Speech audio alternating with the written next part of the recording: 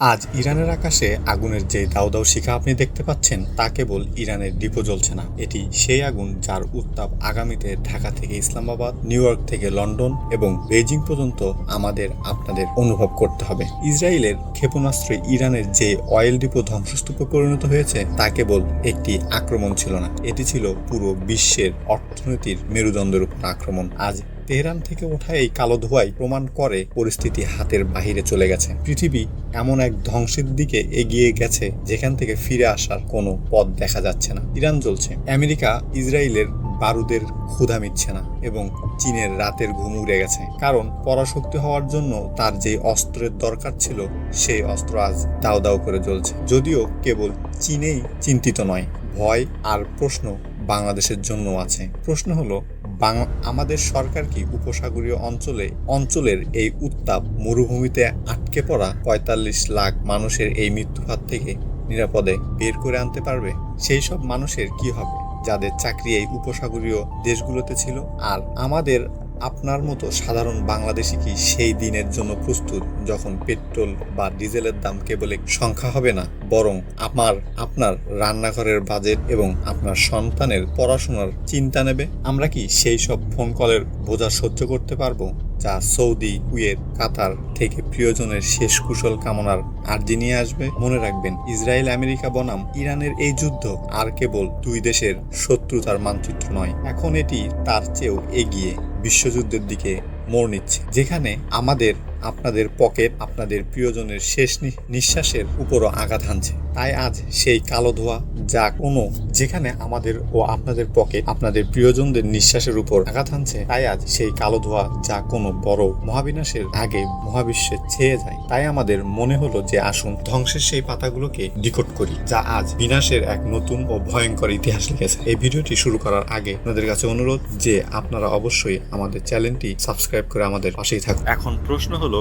Israel কি ইরানের নিঃশ্বাস বন্ধ করার ব্যবস্থা করে ফেলেছে? ইসরায়েল এবার ইরানের সেনাঘাঁটিগুলোকে ছেড়ে সরাসরি তার সবচেয়ে দামি জিনিস অর্থাৎ তেলকে লক্ষ্যবস্তুতে পরিণত করেছে। ইসরায়েলের খবর অনুযায়ী এই হামলা এতটাই নিখুঁত ছিল যে ইরানের ৩০টি বড় তেল ট্যাঙ্কার এবং ৩টি প্রধান তেল ডিপো দেখতে দেখতে আগুনের গোলাতে পরিণত হয়েছে। এখানে ইসরায়েল ও আমেরিকা পরিষ্কার বক্তব্য যে ইরান তার তেলের টাকা জনগণের কল্যাণের জন্য নয়, বরং এই টাকা দিয়ে অন্য দেশে যুদ্ধ বাঁধানো এবং জঙ্গি সংগঠনগুলোকে সাহায্য করার জন্য ব্যবহার করে। তাদের মতে এই অর্থের যোগান বন্ধ করা না গেলে এই যুদ্ধ কখনোই শেষ হবে না। যদি ইসরায়েল এই হামলাকে বৈধ মনে করে, তাহলে ইসরায়েলকে অর্থ সাহায্য দেওয়া কোম্পানিগুলো যেমন গুগল, অ্যামাজন এর মতো বড় বড় কোম্পানিগুলোতে ইরানের হামলা কি বৈধতা নয়? তারাও তো ইসরায়েলকে যুদ্ধের জন্য সাহায্য করে। ইসরায়েল এবং আমেরিকা বিশ্বাস করে যে এটি কেবল সামরিক জয় নয়, বরং ইরানের আয়ের পথ কেটে দেওয়া। তাই ইসরায়েল দাবি করছে যে তারা কেবল তেল ডিপো পোড়ায়নি, তারা ইরানের সার্বভৌমত্বের চাবি কেড়ে নিয়েছে। কারণ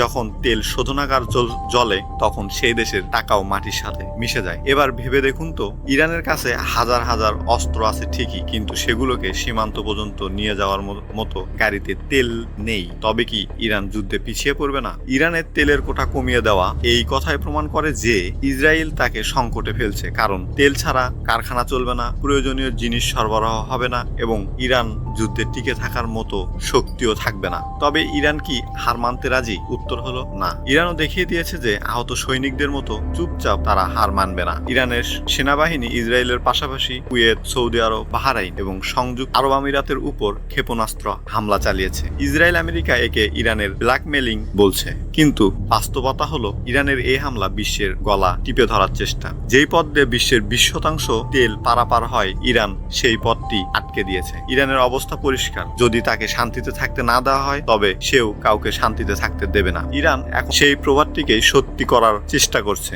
আমাকে শান্তিতে না থাকতে দিলে আমিও তোমাকে শান্তিতে থাকতে দেব না। আর এই কারণে আজ উপসাগরীয় সমস্ত দেশগুলো ইরানের ব্যালিস্টিক মিসাইলের লক্ষ্যবস্তুতে পরিণত হয়েছে। এই পাল্টা আক্রমণ মধ্যপ্রাচ্যকে সেই অন্ধকারের দিকে নিয়ে যাচ্ছে যেখানে কূটনীতির টেবিল পুরে ছাই হয়ে গেছে এবং কেবল বারুদের ভাষায় অবশিষ্ট রয়েছে। যদি এই দেশগুলো তেল উৎপাদন আগুনের গ্রাসে চলে আসে, তবে ভাবুন তো পৃথিবীর কি হবে? পৃথিবী কি এমন এক ধ্বংসের শুরুর দিকে যাচ্ছে যেখানে একটি দেশের আগুন পুরো পৃথিবীকে তাসের ঘরের মতো ভেঙে ফেলবে? এই বিপদে মানে কেবল তেলের অভাব নয়, যদি এই সামুদ্রিক পথগুলো বন্ধ হয়ে যায় তবে বিশ্বজুড়ে ঔষধ, মোবাইল ফোন এবং শস্যবাহী জাহাজগুলো মাছ সমুদ্রে আটকা পড়বে, আর এতে বিশ্বের জীবনযাত্রা অচল হয়ে পড়বে। তবে এই যুদ্ধ তেলের বাইরেও মানবতার মৃত্যু ঘটেছে, কারণ যুদ্ধের সবচেয়ে কুৎসিত চেহারাটি সেই সব পরিসংখ্যানই থাকে যা মানুষকে আতঙ্কিত করে। ইসরায়েল আমেরিকা বনাম ইরানের মহাযুদ্ধে যেখানে ক্ষেপণাস্ত্র চলেছে সেখানে সাধারণ মানুষের জীবনের কোনো দাম নেই। ইরানের ভিতর এখন পর্যন্ত 668টি বেসামরিক লক্ষ্যবস্তুতে হামলা করা হয়েছে, যেখানে হাজার হাজার মানুষের মৃত্যু হয়েছে। হাসপাতাল, স্কুলের নিরীহ শিশুদের উপর বোমা হামলা করা হয়েছে।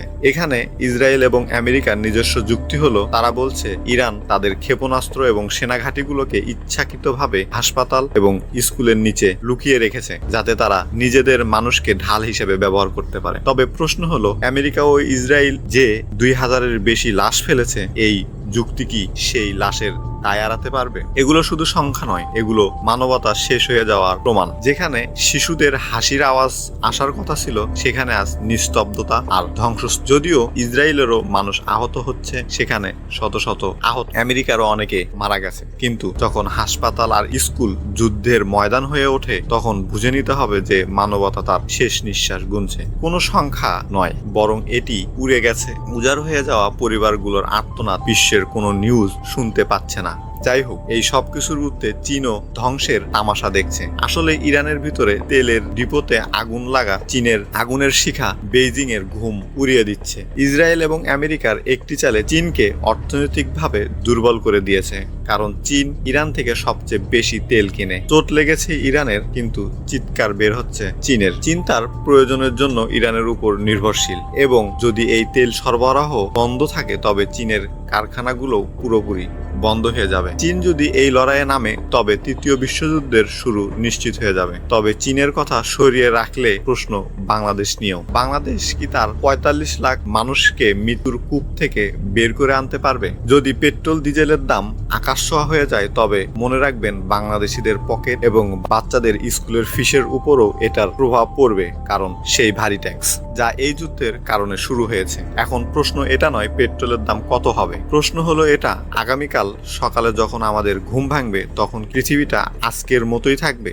আপনার কি মনে হয় বিশ্বের বড় দেশগুলো এই আগুন নেভাতে চায়, নাকি নিজেদের ক্ষমতা দেখানোর জন্য মানবতাকে বাজি ধরেছে? কমেন্টে আপনাদের মতামত জানাবেন।